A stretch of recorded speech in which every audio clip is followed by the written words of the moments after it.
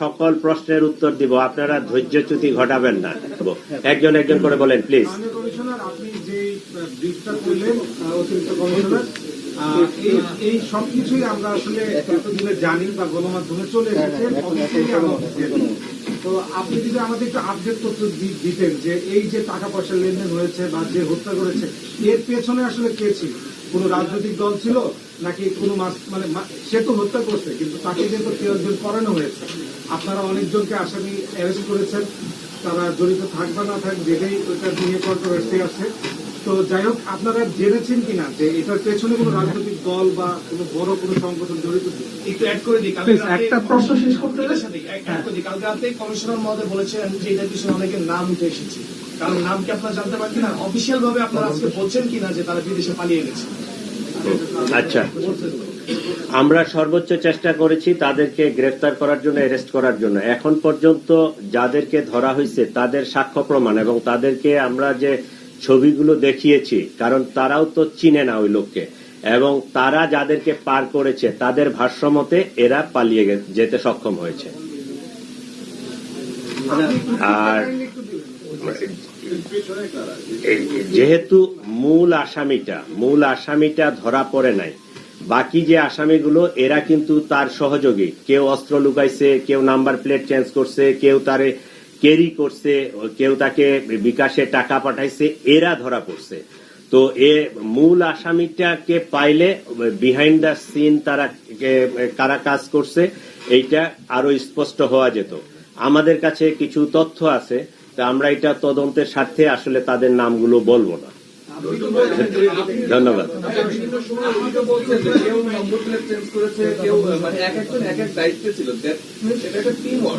আপনি ওই দুজনকে না পান, এই 6জন স্বীকারোক্তিমূলক জবানবন্দি দিয়েছে, সেখানে কি আপনাদের প্রশ্ন ছিল না যে পেছনে কারা ছিল? এই প্রশ্নের উত্তর আপনারা জানতে চান নাই?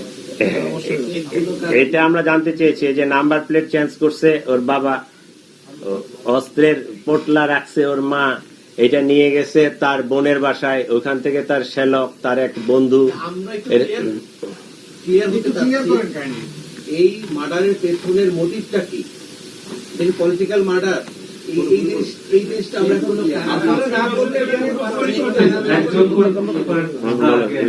মাসুদ বলো কি প্রশ্ন? মাননীয় অতিরিক্ত কমিশনার, এই মার্ডারের পিছনে মোটিভকে আমরা একটু জানতে চাচ্ছি, কি একটা মোটিভটা কি আসলে? সেকেন্ড কোশ্চেন হচ্ছে কারা, এই দুটো বিষয়। আগে মোটিভটা জানতে চাই। এইটা ধারণা, এইটা যেহেতু ওরে পাইনি আমরা, এই জন্য তার কাছে পায়ে যদি স্বীকারোক্তিমূলক জবানবন্দিটা নিতে পারতাম তাহলে আমরা নিশ্চিত হতে পারতাম। কিন্তু ধারণা, 5 আগস্টের পরবর্তীতে এই ইনকিলাব মঞ্চের হাদি খুবই ভোকাল ছিল এবং তার কথাবার্তা খুবই স্পষ্ট ছিল, এবং সে একটা আদর্শকে হোল্ড করে। তাহলে এই আদর্শ বা এই 5 আগস্টে যারা ক্ষতিগ্রস্ত, আমরা ধারণা করতে পারি বা অনুমান করতে পারি যে হত্যাকাণ্ডের পিছনে তারাই জড়িত।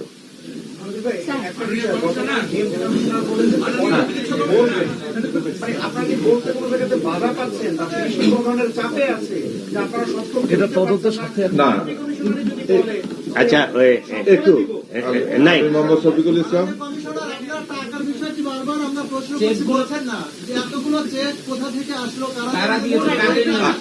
আচ্ছা একটু এটা আমি বলি, এই এতগুলো চেক কে দিয়েছে বিষয়টা এরকম না। ওই যে ফয়সালের 3টা আইটি ফার্ম আছে, ওই আইটি ফার্মের নামে তার অনেকগুলো ব্যাংক অ্যাকাউন্ট আছে, এই ব্যাংক অ্যাকাউন্টের চেক এগুলো, কিন্তু চেকগুলো দেখা যায় যে চেকগুলো সিগনেচার করা, কিছু কিছু চেকে টাকার অ্যামাউন্ট বসানো আছে, কিছু কিছু চেকে টাকার অ্যামাউন্ট বসানো নাই। এই চেকের ফিগার, এটা টাকা বলতে ক্যাশ টাকা না, এটা চেকের ফিগার। ওই যে সিগনেচার করা চেকগুলো, এই চেকগুলোতে কোনটাতে কত অ্যামাউন্ট বসানো আছে, কিছু ব্ল্যাঙ্কও আছে। এইটা সাম আপ করার পরে দেখা যায় যে 218 কোটি টাকার চেক। আচ্ছা, সবাই প্রশ্ন করেন না, একজন একজন করে করেন। একটা প্রশ্ন করলে এটার উত্তর দিলে আপনারা সকলেই শুনতে পাবেন। মামলাটা সরাসরি তদন্ত করতেছে আমাদের মহানগরের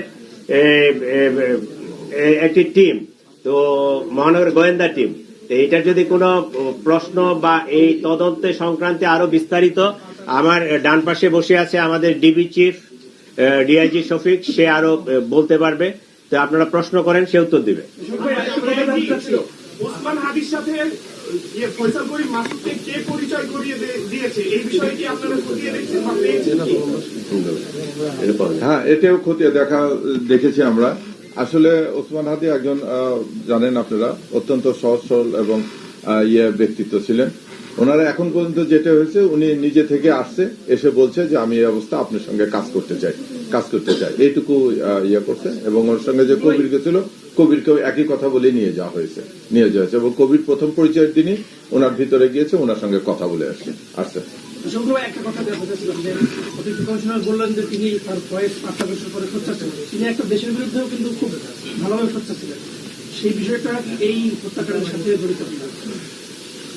না, এখন আমরা ওঠে পাইনি, অন্য কোনো রাষ্ট্রের বা কোনো পাইনি। তবে যেটা আছে তদন্তের জন্য, আপনারা জানেন যে আমরা একটা তদন্ত আমরা যদি আগে করিতে, তাহলে ওই পক্ষটা মানে অন্যান্য যে পক্ষরা জড়িত তারা এটার সুযোগ নিতে পারে।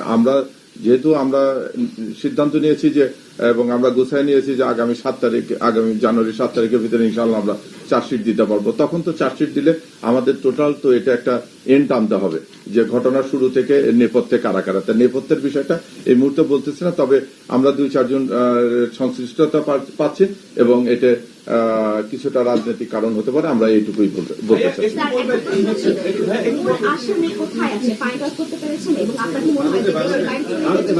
এটা তো ক্লিয়ার করেছে স্যার, ভারতে গেছে, মানে পার্শ্ববর্তী দেশে গেছে, এটা তো স্যার ক্লিয়ার করেছে। আমাদের একটু পরিষ্কার করবেন, নজরুল ভাই বলছিল যে ইনফরমাল হয়েছে আপনারা যোগাযোগ করে নিয়ে আসার জন্য দুইজনকে গ্রেফতার হয়েছে। আমাদের কথা হচ্ছে ইন্ডিয়ার সাথে আমাদের বন্দি বিনিময়ের চুক্তি আছে, আপনারা ফর্মাল হয়েতে যাচ্ছেন না কেন? ভারত আমাদের আপনারা ইচ্ছা করে যাচ্ছেন? এইটা দুভাবেই ট্রাই করা হচ্ছে। আমাদের, আপনারা জানেন যে ইন্ডিয়ার সাথে আমাদের বন্দি বিনিময় চুক্তি আছে, সেটা 2013 সালে হয়েছিল এবং 2016 সালে এটা অ্যামেন্ডমেন্ট হয়েছে, আরো সহজ করা হয়েছে। তো যদি কোনো অপরাধ শাস্তি 1 বছর বা তার চেয়ে বেশি হয়, তাহলে এইটা আমরা ওই বৈধ চ্যানেলে আমরা আদান প্রদান করতে পারি। তো এইটাও একটা ওয়ে আছে, এইটাও চেষ্টা চলতেছে সরকারি পর্যায়ে। ইনফরমাল ওয়েতে পার্সোনাল পরিচিতি থেকেও আমরা চেষ্টা চালাইছি। যে ইনফরমেশন গুলো আপনাকে বললাম যে ওই যে পূর্তি এবং ওই যে ট্যাক্সি ড্রাইভার স্বামী দুইজনকে মেঘালয় পুলিশ অ্যারেস্ট করছে, এটা কিন্তু আমাদের ইনফরমাল কমিউনিকেশনের ফলশ্রুতিতে। এবং আমরা এই তদন্তের এই যে রুট দিয়ে গেছে, কে তারে পার করলো, এই তথ্যগুলো যখন তাদের সাথে শেয়ার করছি, তারাও এটা তদন্ত করে দেখছে এবং তারা ওই দুইজনকে তারা অ্যারেস্ট করছে। বিষয়টা হচ্ছে যে আমরা শফিকুল ভাইকে বলতে চাই যে আপনার ডিপার্টমেন্টে আমরা বিগত সরকারের আমলে দেখেছি একজন এমপি মার্ডারের নিয়ে তৎক্ষণাৎ আপনার ডিপার্টমেন্ট সেখানে গিয়েছে, কলকাতা পুলিশের সঙ্গে কাজ করেছে এবং অনেক আপডেট আমরা পেয়েছি। তাহলে এই মার্ডারের ক্ষেত্রে আপনি দায়িত্ব পাচ্ছেন না কেন? তার মানে ভারত আমাদের সহযোগিতা করছে না? বলবো এটা না, এটা এরকম কথা না। ওটা অপরাধটা সংগঠিত হয়েছিল ওখানে, যে কিলিংটা হয়েছিল সেই কিলিংটা এমপি মহোদয় কিলিং হয়েছিল ওখানে, সেই জন্য পিওটা ছিল ওখানে, কিন্তু আমাদের পিও তো এখানে। আর যেটা বন্দি বিনিময় চুক্তি যেটা বলেন, এটার অনেক ক্লোজ আছে। স্যার যেটুকু বললো যে 1 বছরই হতে হবে এবং আমাদেরকে সুনির্দিষ্ট ভাবে জানতে হবে। এখন পর্যন্ত আমরা যেটা জানছি, উনি তো গিয়েছেন অবৈধ পথে, কাজে ওনার অবস্থানটা নিশ্চিত না করলে আপনারা জানেন যে এটা করা যায় না, চিঠি দেওয়া যায় না। না, তারা তো কনফার্ম করেনি, আমরা আমাদের ইনভেস্টিগেশন করবো, তারা তো কনফার্ম করেনি, আমরা আমাদের থেকে করতেছি না। না, এটা চলতেছে, স্যার তো বললো যে ফর্মাল ইনফরমাল হইতে এটা করেসপন্ডেন্স ওইটা পররাষ্ট্র মন্ত্রণালয়ের ওইভাবে চলতেছে। আপনারা আজকে যেটি জানালেন সেটি তো আমরা আগেও গণমাধ্যমে দেখেছি।